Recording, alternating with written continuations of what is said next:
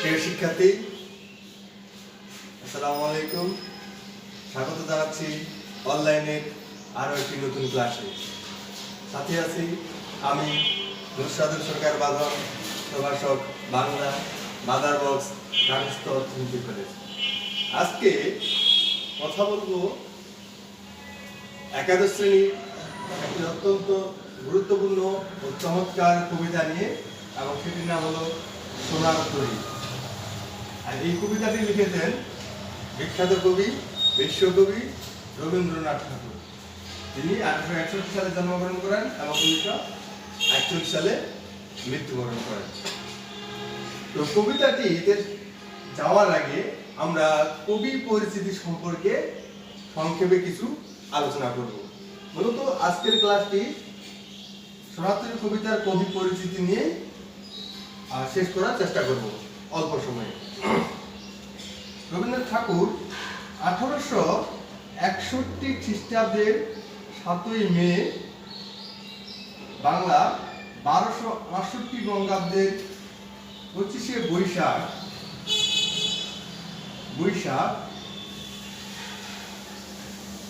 কলকাতার জোড়াসাঁকোর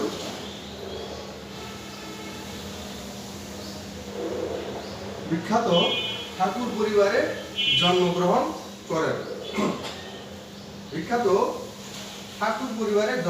করেন। তার পিতার নাম দেবেন্দ্রনাথ ঠাকুর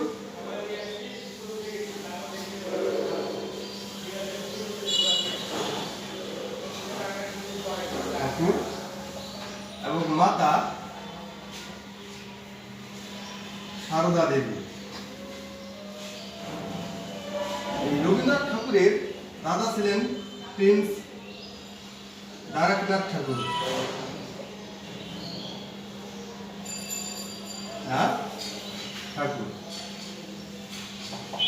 একটা কথা আমাদের আগে মনে রাখতে হবে, রবীন্দ্রনাথ ঠাকুরের পূর্বপুরুষরা বেশ শিক্ষিত এবং সম্ভ্রান্ত ছিল। তারা জমিদার পরিবার ছিল এবং রবীন্দ্রনাথ ঠাকুর নিজেও জমিদারি দেখাশোনা করেছিলেন। আমরা পরবর্তীতে আলোচনায় সেগুলো বলব। তো দেবেন্দ্রনাথ ঠাকুর এবং সারদা দেবীর 14তম সন্তান হলো রবীন্দ্রনাথ ঠাকুর। 14তম সন্তান, অর্থাৎ এর আগে 13 জন সন্তান আছে, তারপরে রবীন্দ্রনাথ ঠাকুর হয়েছেন। একটা বিষয় আমাদের খেয়াল রাখতে হবে, যারা আমরা যে সকল শিক্ষার্থী বিশ্ববিদ্যালয়ে ভর্তি পরীক্ষা দিব কিংবা এরকম কম্পিটিশনমূলক পরীক্ষায় অংশগ্রহণ করব, তারা এই সকল তথ্য খুব মনোযোগ সহকারে আমাদের মনে রাখতে হবে।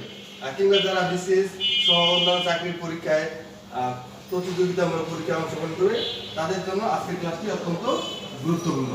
আমি অনেক কিছু গুরুত্বপূর্ণ তথ্য আজকের ক্লাসটিতে বলবো। রবীন্দ্রনাথ ঠাকুর পিতামাতার 14তম সন্তান। খুব ছোটবেলা থেকেই রবীন্দ্রনাথ ঠাকুর প্রচন্ড মেধাবী ছিলেন, তবে ফাঁকিবাজ ছিলেন। আর তিনি কি করতেন, দেখা যাচ্ছে যে প্রাতিষ্ঠানিক শিক্ষা আমরা যেটাকে বলি, বিভিন্ন স্কুল কলেজ বা এরকম শিক্ষা প্রতিষ্ঠানে পড়াশোনা করা, রবীন্দ্রনাথ ঠাকুর বেশিরভাগ সেই ধরনের শিক্ষা প্রতিষ্ঠানে পড়াশোনা তার নেই বললেই চলে। কারণ তাকে স্কুলে পাঠিয়ে দিলে সে স্কুল থেকে পালায় আসতো। তার একটা কবিতার তিনি কথা বলেছেন যে, মনে পড়ে সেই জ্যৈষ্ঠের দুপুরে পাঠশালা পলায়ন। তবে তাহলে তিনি লেখাপড়া শিখলেন কি করে? যেহেতু জমিদার পরিবারের সন্তান, আর বাড়িতে এখন আমরা যেটাকে হোম টিউটর বলি, গৃহশিক্ষক, তার বাড়িতে কম বেশি সকল বিষয়ের শিক্ষক ছিল এবং তাদের কাছ থেকে তিনি লেখাপড়া শিখেছেন এবং অনেক উচ্চ শিক্ষা লাভ করেছেন। রবীন্দ্রনাথ ঠাকুর ছোটবেলা থেকেই তার সাহিত্যিক প্রতিভার বিকাশ ঘটতে থাকে। আমরা অবাক হয়ে যাব যে যখন তার বয়স 8 বছর, ঠিক তখনই তিনি জীবনের প্রথম কবিতা লিখলেন 8 বছর বয়সে। আমরা একটা বিষয় ভাবা যায় যে 8 বছর বয়সে একটা ছেলে বা একটা মেয়ে কতটুকু ছোট হতে পারে। 8 বছর বয়সে রবীন্দ্রনাথ ঠাকুর জীবনের প্রথম কবিতা লিখলেন। শুধু তাই নয়, যখন তার বয়স 14 বছর 14 বছর, কোথাও কোথাও আছে 15 বছর। এই 14-15 বছর বয়সে এখন আমরা যারা মনে করো যে 9-10-এ পড়ি, এইরকম বয়সে সে তার জীবনের প্রথম কাব্যগ্রন্থ লিখে ফেললেন। তার প্রথম কাব্যগ্রন্থ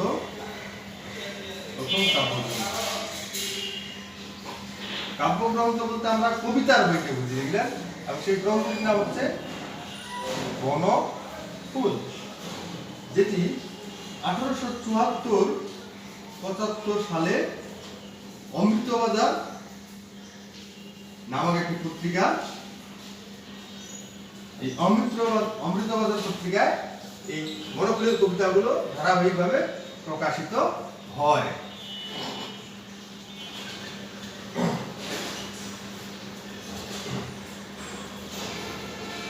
তবে রবীন্দ্রনাথ ঠাকুর শুধু কবিতায় লেখেননি, তিনি একাধারে বলা হয় তাকে সব্যসাচী লেখক বলা যেতে পারে। সব্যসাচী লেখক, কেন সব্যসাচী লেখক বলতেছি? তিনি একমাত্র মহাকাব্য বাদ দিয়ে সাহিত্যের প্রায় সকল শাখায় তার বলিষ্ঠ পদচারণা লক্ষ্য করা যায়। তিনি লিখেছেন কবিতা, লিখেছেন গল্প, তিনি লিখেছেন নাটক, লিখেছেন গান এবং অভিনয় করেছেন, ইত্যাদি উপন্যাস লিখেছেন। বহুবিধ বিষয়ে তাকে লক্ষ্য করা যায়। রবীন্দ্রনাথ ঠাকুর যখন কবিতা লেখা শুরু করলেন, এবং আমাদের এই যে সনাতনী কবিতার যেটি আমি বলতেছি, রবীন্দ্রনাথ ঠাকুর আমরা জানি যে জমিদার পরিবারের সন্তান, এই কারণে তাকে জমিদারি দেখাশোনা করতে হতো। তো জমিদারি দেখাশোনা করতে গিয়ে তিনি আমাদের যে কুষ্টিয়া আছে, এই কুষ্টিয়ার শিলাইদহে আসেন। এই কুষ্টিয়ার শিলাইদহে এইখানে তিনি প্রায় 1891 সাল থেকে 1901 সাল, এই দীর্ঘ সময় এই জায়গাতে অবস্থান করেন। আমরা জানি যে কুষ্টিয়ার পাশ দিয়ে বয়ে গেছে ব্রহ্মপুত্র পদ্মা নদী, এবং এই পদ্মা নদীতে জমিদারি নৌকায় বসে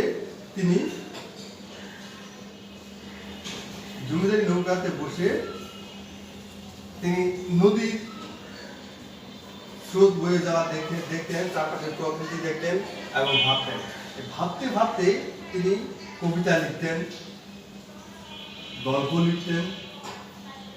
মজার বিষয় হলো, এই কুষ্টিয়ার এই শিলাইদহের এই পদ্মা নদীর বুকে মূলত তার এই সনাতনী কাব্যগ্রন্থের অধিকাংশ কবিতায় লেখা হয়। এবং শুধু তাই নয়, এই জায়গাতে বসে তিনি তার জীবনের আর একটা শ্রেষ্ঠ সম্পদ, আমরা যেটাকে বলছি ছোট গল্প, এই ছোট গল্পগুলো এই সময়ে বা এই কুষ্টিয়া শিলাইদহে বসে অধিকাংশ ছোট গল্প লিখেছিলেন। তার প্রায় কম বেশি সবগুলো ছোট গল্প এই সময় লেখা, 1891 থেকে 1901 সালের দিকে। আমি কবিতা নিয়ে পরে আসতেছি, তার ছোট গল্প নিয়ে একটু কথা বলি। আমরা এর আগে যখন অপরিচিতা ক্লাসটি করছি, তখন আমরা কিন্তু রবীন্দ্রনাথ ঠাকুরের বা ওখানকার লেখক পরিচিতি বলিনি, আজকে একসাথে বলতেছি যাতে আমাদের দুইটা অধ্যায় কাজে লাগে। রবীন্দ্রনাথ ঠাকুর ছোট গল্প যখন লিখলেন, তার প্রথম ছোট গল্প হলো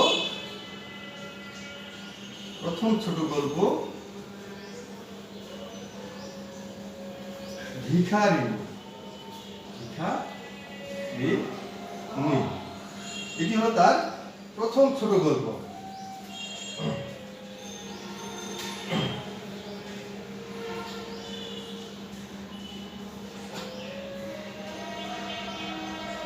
এবং এই রবীন্দ্রনাথ ঠাকুর ভিখারিণী গল্প লেখার মধ্য দিয়ে তার গল্প লেখা শুরু করলেন। এবং শুধু তাই নয়, পরবর্তীতে এই রবীন্দ্রনাথ ঠাকুরের মূলত হলেন বাংলা সার্থক ছোট গল্পের রূপকার। অর্থাৎ আমরা সহজে বলতে পারি, প্রথম বাংলা সার্থক ছোট গল্প যিনি লিখলেন তিনি হলেন রবীন্দ্রনাথ ঠাকুর। তিনি জীবনে বহু ছোট গল্প লিখেছেন, অনেকগুলো। তার গল্প গ্রন্থগুলোর মধ্যে উল্লেখযোগ্য হলো, আমরা যেটার নাম জানি কম বেশি সবাই, গল্প গুচ্ছ, গল্প স্বল্প, সে ইত্যাদি তার বিখ্যাত ছোট গল্পের গ্রন্থ। আমরা কথা বলছিলাম তার কবিতা নিয়ে। তিনি 15 বছর বয়সে তার প্রথম কাব্যগ্রন্থ বনফুল প্রকাশিত হলো এবং তারপরে পরবর্তী দিকে 1878 সালের দিকে তিনি একটি কবিতা গ্রন্থ বের করলেন, তার নাম হচ্ছে কবি কাহিনী বলা হয়ে থাকে। এটি তার প্রকাশিত প্রথম কাব্যগ্রন্থ, মানে বনফুলের পর প্রাপ্তবয়স্ক এটি তার প্রকাশিত প্রথম কাব্যগ্রন্থ। আর আমরা যদি প্রথম কাব্যগ্রন্থ ধরি তাহলে সেটাকে আমরা দেবো বনফুল। এই বনফুলের পরে এই কবি কাহিনী হল তার প্রকাশিত প্রথম কাব্যগ্রন্থ। এরপরে তিনি একাধিক কাব্যগ্রন্থ লিখেছেন, যেমন তার কিছু কাব্যগ্রন্থের নাম আমরা বলি তারপরে হলো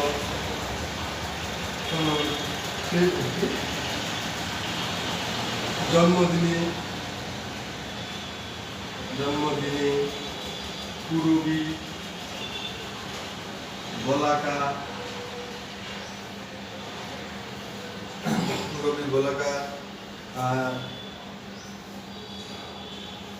তারপর হলো খনিকা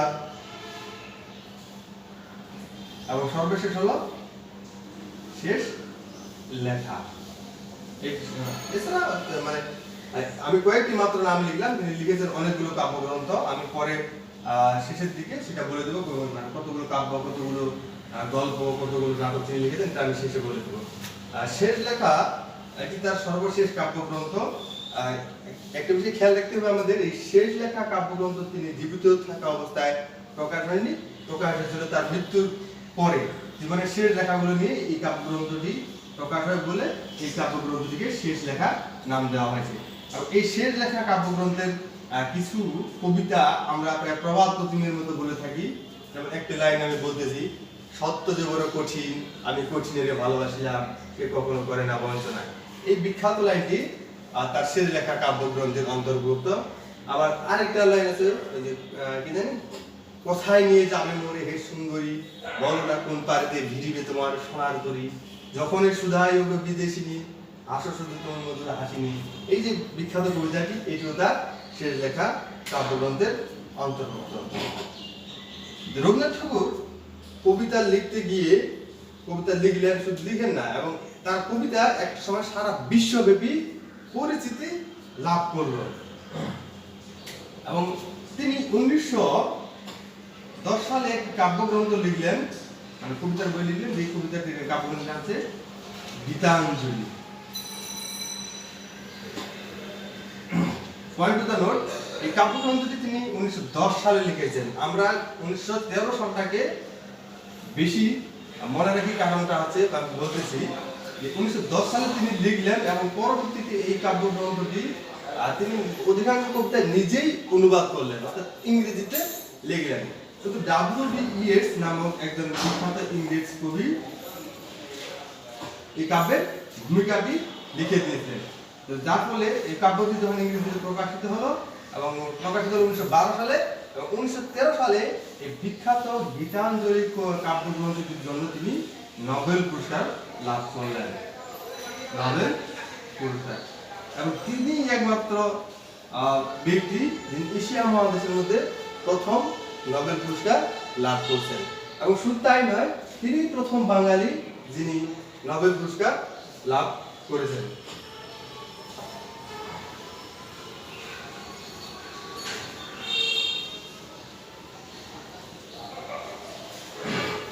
এবার আমরা দেখব রবীন্দ্রনাথ ঠাকুরের উপন্যাস নিয়ে। রবীন্দ্রনাথ ঠাকুর অনেকগুলো উপন্যাস লিখেছেন, তার মধ্যে নৌকাডুবি,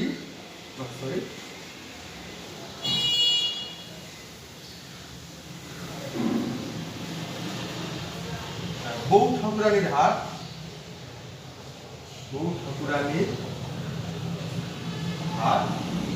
এই উপন্যাসটি রবীন্দ্রনাথ ঠাকুরের প্রকাশিত প্রথম উপন্যাস, যেটি 1883 সালে প্রকাশিত হয়। এছাড়া তার অন্যান্য উপন্যাসগুলোর মধ্যে রয়েছে মালঞ্চ, ঘরে বাইরে, গোরা, এটি তার প্রথম রাজনৈতিক উপন্যাস। আমাদের কিছু বিষয়ে আমরা খেয়াল করবো। গোরা, তারপর চোখের বালি, চোখের বালি, দুই বোন, চতুরঙ্গ, শেষের কবিতা ইত্যাদি। শেষের কবিতা আমাদের খেয়াল রাখতে হবে, শেষের কবিতা এইটি সম্পর্কে প্রায় বিশ্ববিদ্যালয়ে ভর্তি পরীক্ষায় কিংবা বিশেষ পরীক্ষায় প্রশ্ন আছে, নিজের কোনটি উপন্যাস নয়। তো তখন এই শেষের কবিতা দিয়ে আমরা কবিতা শব্দটি দেখার কারণে অনেকে এটিকে কবিতার বই মনে করি, কিন্তু আসলে এটি কবিতার বই নয়, এটি হলো একটি উপন্যাস এবং রবীন্দ্রনাথ ঠাকুরের অত্যন্ত জনপ্রিয় একটি উপন্যাস।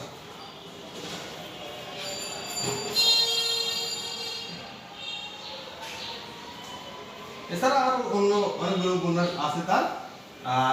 তিনি লিখেছেন অজস্র নাটক। তার প্রথম নাটক হচ্ছে রুদ্রচন্দ্র।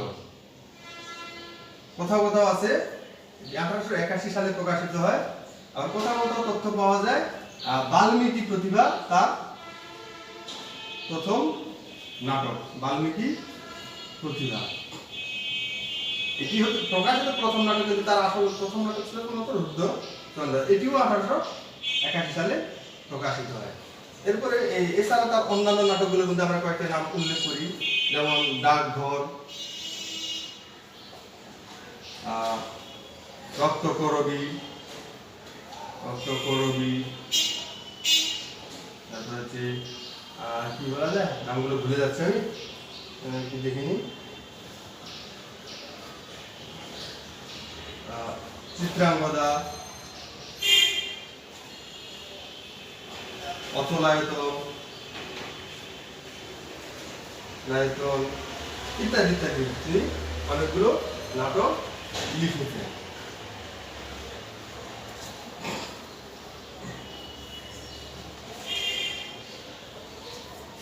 আমরা আরেকটা বিষয় খেয়াল করব, এই রবীন্দ্রনাথ ঠাকুর তার অজস্র নাটক লিখলেন, গল্প লিখলেন, কবিতা লিখলেন, তিনি কিন্তু অনেকগুলো গান লিখেছেন।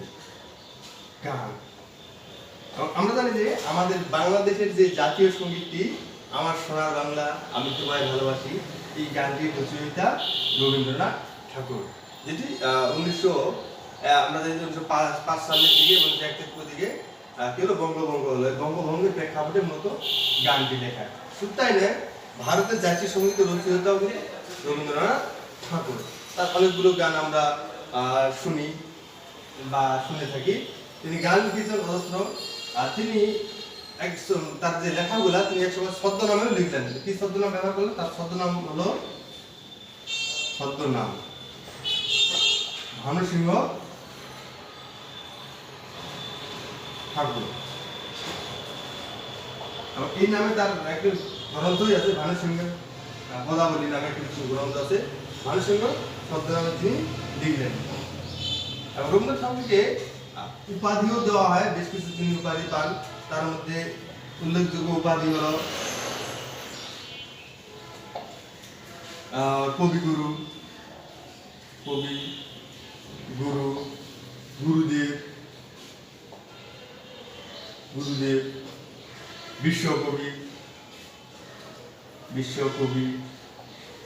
বিশ্বকবি উপাধি কে দেন, এরকম একটা প্রশ্ন চাকরির পরীক্ষায় আসে থাকে, সেটা হচ্ছে ব্রহ্মবান্ধব উপাধ্যায়।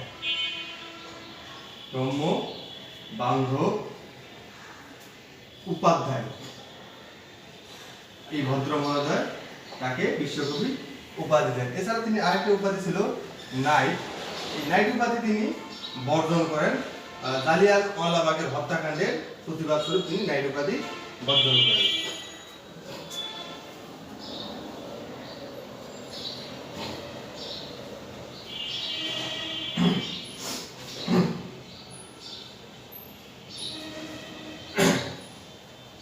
এবার আমরা খেয়াল করি তার আরো কিছু উল্লেখযোগ্য বিষয়।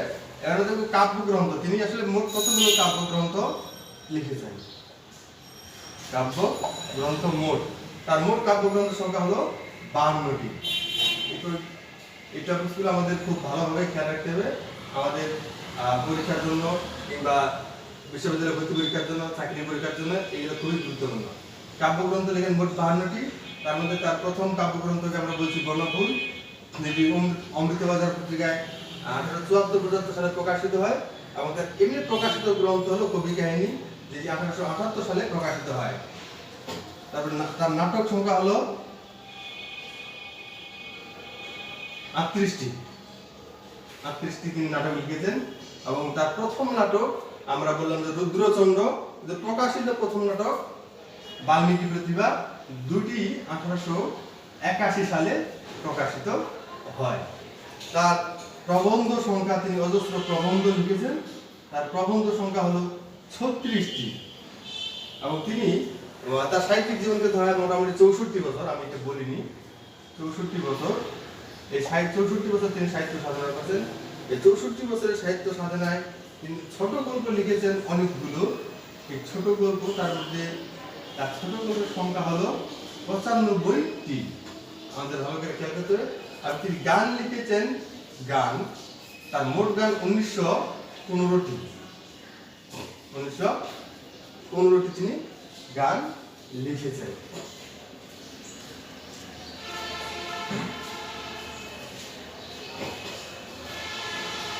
শুধু তিনি মহাকাব্য লেখেননি।